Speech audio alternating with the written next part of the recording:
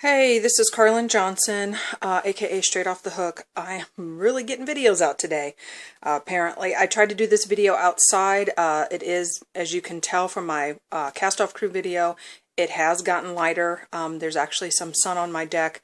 I tried to go out there, but the bugs are quite a bit, and it's getting warmer out there. And then I have the nerve to have a hat on. Okay.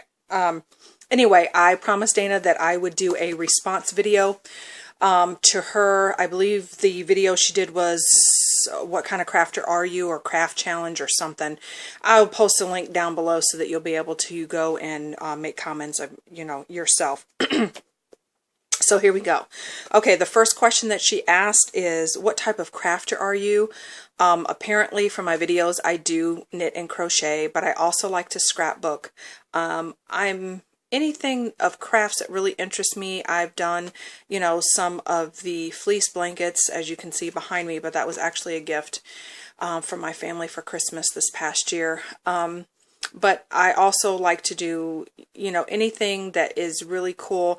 Now, I don't do every craft. I think there are some crafts that are real cool, but just not something that would interest me. I've seen a lot of really cool, like duct tape bags and wallets and stuff like that, but not for me. So I'm not an all-around crafter, but I do like a lot of different crafts.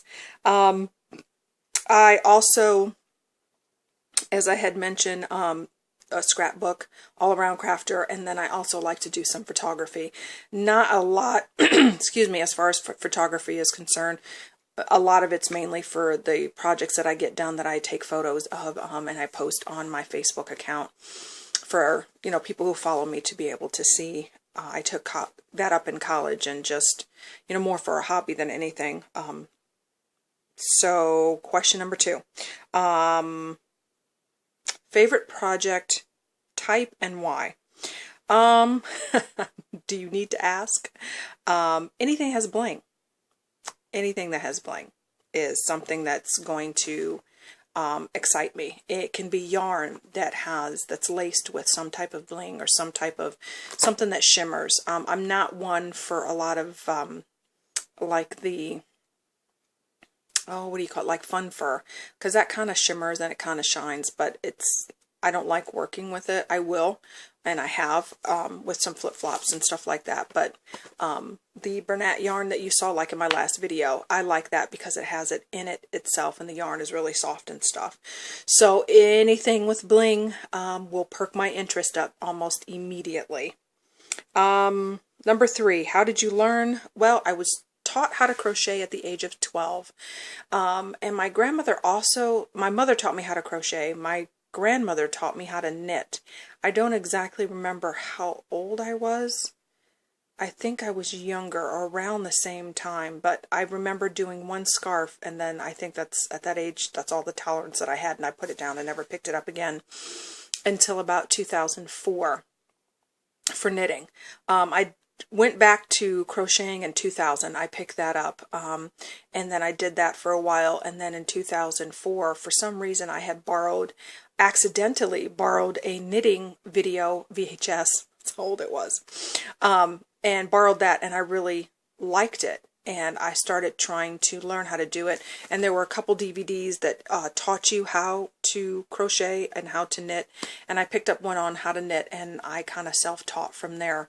I'm not a guru by any means. I think there's always room for learning and knitting and crochet, but I do like to do both. Excuse me. Number 4, how often do you knit and crochet? I would have to say just about daily. I either have a crochet project or I have a knitting project that I'm working on. Some days I lose my Crojo and my Knit Joe, and I veg, and I just can't do it. But I've always got a crochet bag somewhere, a knitting bag somewhere. I just recently got this bag here, Vera Bradley bag, and I like it because it has all the extra pockets, but it's big enough that I can carry a couple projects of knitting, a couple projects of crocheting, all in one bag, and I don't have to carry 2 and 3 different type of bags. So I like that. Plus, the front pocket is big enough to fit my tablet and my phone, and I'm off and running. So I never have to worry about leaving a project behind. Matter of fact, yesterday is a good example of that, because my daughter is learning to drive, and we took her around driving, and she drove several places yesterday, and I had enough projects. I had finished a project, which was the and I think I have it here, but the headband that I had worked on, I finished that yesterday, and then I had another crochet project, and I started working on that and finished that, and still had another knitting project in my bag, and I just picked that up. So with that said, I like to crochet as often as I can. Whenever the opportunity presents itself, I like to knit or crochet. Okay, number 5. What do you love most about knitting and crochet? Crochet, I like the fact that you can get projects done fairly easy, fairly quickly, fairly fast. If I have to choose between knitting and crocheting to get a project out for a family, see how the sunlight's now going down? Anyway, so hopefully you can still see okay. But, lost my train of thought. Okay, sorry, went off on a tangent. I like the fact that if I have to choose between knitting or crocheting to get a project out, I will choose crochet 90% of the time. Unless I have a couple extra days, then maybe I might choose a knitting project instead. It also depends on who the item is for as well, on whether or not I'll spend the extra time needed to get a knitting project out versus a crochet. For knitting, I love knitting because knitting is a little bit more seamless in a way. If you knit and crochet, you'll understand exactly what I'm talking about. I can use my hat as an example. If you can see, you could probably see here, the stitches for the knitting is very, and this is striping yarn, and so with knitting, it seems like they go more seamless from one color to the next, whereas with crochet, because it's a little bit more bubbled, you will see the difference as the color changes, but the change is more striking versus more smooth. So that's what I like. Not only that, but you can manipulate knitting stitches, I think, to make more intricate designs, and it seems a bit more flawless. Again, that's just my thing. Okay, number 6. Let me switch the page. Excuse me. What do you like least about crochet? And I think I'd have to say this for both crochet and knitting. Thing that becomes a little,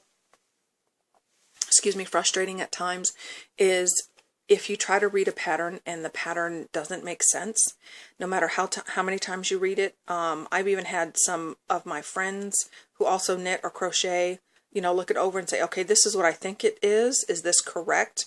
And to know that the way you're explaining it, or the way that the person is reading the pattern, is the same as yours, and there's still some confusion.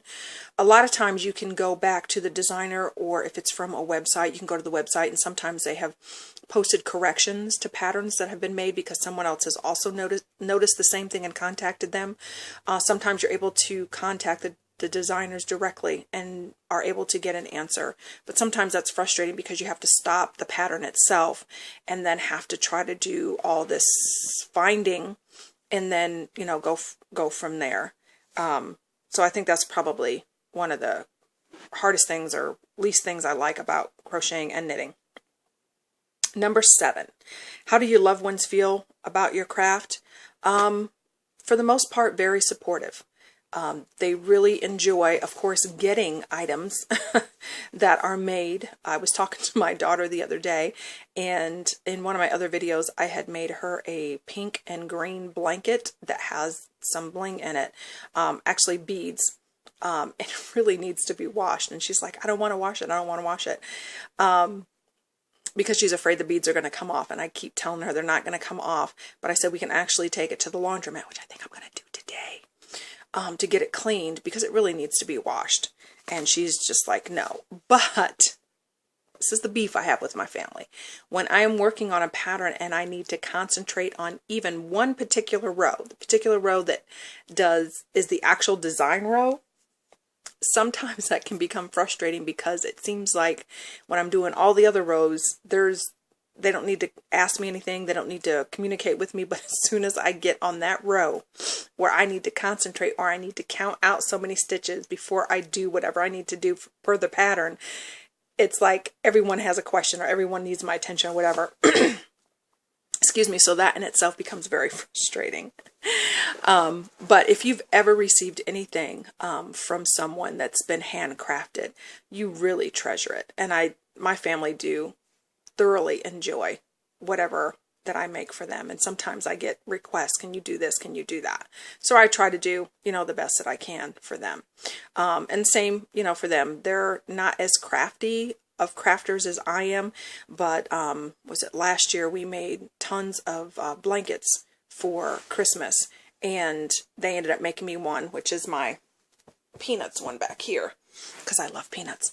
Anyway, so I was really thrilled about getting that, and then my husband stayed up till, I think he said like 11:30, 12 o'clock, and he was hand sewing a scarf and a hat for me, and I've only worn it a couple times, and I'm real scared about wearing it, because he put so much time and energy into it, but it's one of my favorites. Okay. Number 8, tips. My biggest tip that I could use, whether you are a beginner or an intermediate or even advanced in some cases, is to use stitch markers. Especially for beginners that a lot of times their frustration is they've dropped a stitch or they've added a stitch or something. If they're doing a scarf, which is a typical first project for people, or a washcloth, I always tell people when I'm teaching, make sure you put a stitch marker at the end and the beginning of each round, row, so that you know or don't forget to pick up that last stitch. So that way it is even all the way up and down, and you don't have any, funky stuff going on. And sometimes, like when I'm doing my cable rounds, I will put a stitch marker when the cable is supposed to start and when the cable is supposed to end, so that I remember and don't have a problem when I'm going in the round, or, however, for a particular design. So stitch markers, stitch markers, stitch markers. Excuse me. What technique have I never tried? I think that's number 9. I've never done a sweater. Never done a sweater. Never probably will do a sweater. I love sweaters. I'm a big sweater person, but I'll just buy them at the store. That sounds really strange, because I can sit and do blankets, which also take a long period of time. But with blankets, I can meditate, I can, pray, I can do whatever and not have to really pay attention, unless it's a blanket that, has some intricacies in it that I have, certain rows I have to pay attention to. But sweaters, a lot of time, unless I do just a plain one, I guess it would be okay. But I would think if I'm going to put that time and energy into a sweater, I would want it to, the intarsia, or, I would want to do a lot with it. And honestly, I know this sounds crazy, but I don't have the patience for it. So I'll go to the store and buy mine. Number 10.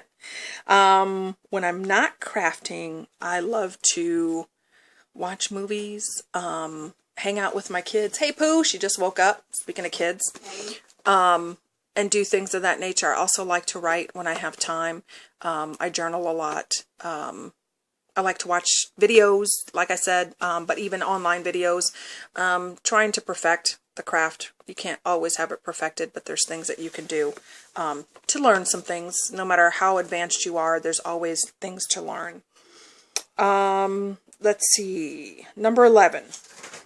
5 other crafters you subscribe to on YouTube. Okay, that one was a little hard, because there are so many wonderful people out there, so many gifted people out there. Obviously, and this will not be part of my number 5, is the Cast-Off crew. I have learned a lot, even for as long as I've been crafting. Like I said, there's always something to learn. There's always something new. And I really like watching the Cast-Off crew videos. Some of them I'm like, ooh, lady, you take a lot of time to do that, and I appreciate that. And others, it's like, oh, that's a good idea. So Cast-Off crew, but that's not any of my number 5. Okay. All right. Number 6. I have to, or 6. Did I not just say 5? Okay, I got to give it back to Dana. Dana Pitman, Essence of Me. She's my girl. She gave me a shout out. Gotta give her a shout out. Go Dana. Okay. I have to also say Margaret from the Cast Off crew. I love watching her videos, and I've commented on her several times that I love the way that she verbalizes how she processes what she thinks, even if it's stuff like, I don't know what I did here, or I don't know what I did there. I love the fact that she's able to verbalize that. I have difficulty with doing that because what I try to portray, and that's why a lot of times I don't like to show works in progress, is because I'm afraid I'll never finish them. But also, I don't like to show, like, if I've made a mistake or something like that. Hey, just me. But I love the way that she processes, because a lot of times some of the frustrations and things that she verbalizes are stuff that I've seen. Anyone who crafts, you're going to come across the point where you're just like, and other times where you're like, yeah, I got it right. So anyway, I love how she processes. Not only that, but she did a video where she did some shout outs for some other channels that may not be your typical channels, you know, like your Bob Wilson and your Teresa Crochet Geek and your Mike Smalley or whatever. Some other crafters that actually are out there. So I'm giving you a shout out, Margaret.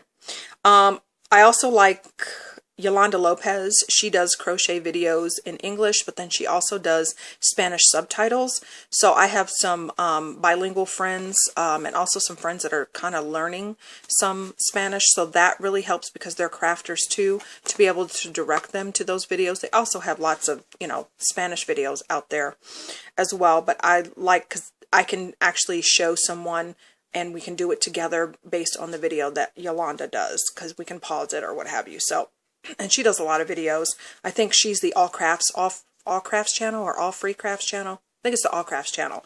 Anyway, I'll post links to all of these individuals and their YouTube pages under below. Love Cotton and Cloud. Cotton and Cloud is a lot like, I think Dana had mentioned the Stitch a Day. Cotton and Cloud is a lot, oh, not really. Hold on, I got that one confused. The Cotton and Cloud is a good website too, and I like theirs because they, in a lot of ways, it's not for a beginner, because for a beginner, they do certain steps where they pull out steps of the process, and I think part of that is because the assumption is if you're an intermediate or a person who's been crafting for a while, you automatically know what the next steps are and you know what you need to do, versus having to go step by step by step, more of a tutorial. And theirs are not the tutorial type. They're more of, this is what you need, this is where you are in stage 1, this is where you are in stage 6 or 7, and you know what to do in between to get to stage 6 or 7. So I like theirs. And then Eliza was the other one, and I think I mentioned her in one of my other videos. She's a lot like the Stitch a Day. She knits and crochets as well, and she shows you how to do certain patterns, and she does it in English, and she also does it in German. So I really like hers, and she does a really good job. And I would say the Stitch a Day, but Dana already mentioned that one, so I don't want to double on hers. I think that was 1, 2, 3, 4, 5. Hey, I got all 5 in. Okay, and then the last one is I craft when I am everything. Every emotion that you can think of, I craft through it. It really helps with reducing stress. It really helps with helping me maintain my mental health and my mental status. And I know a lot of people think that's strange, but that's what crafting does for me, because I work in a high stress environment, and a lot of times I will leave my office at lunchtime and just go sit in my car and crochet for my lunch break or knit for my lunch break when days get that stressful. But then there's also joys and stuff. You know, my daughter got married this year, and, you know, we had a reunion in Mississippi this year. So a lot of wonderful things have happened too. So, you know, any type of emotion, any type of day, you know, I'm on vacation next week. I'm going to be crafting out the wazoo. At least that's my plan. We'll see how far I get with that. But anyway, I don't want to make this video too much longer. Yeah. So that is my responses. I hope you liked my responses. You know, post a comment below.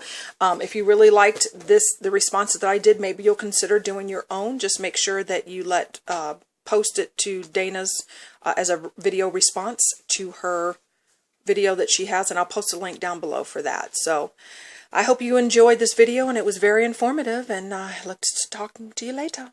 Bye.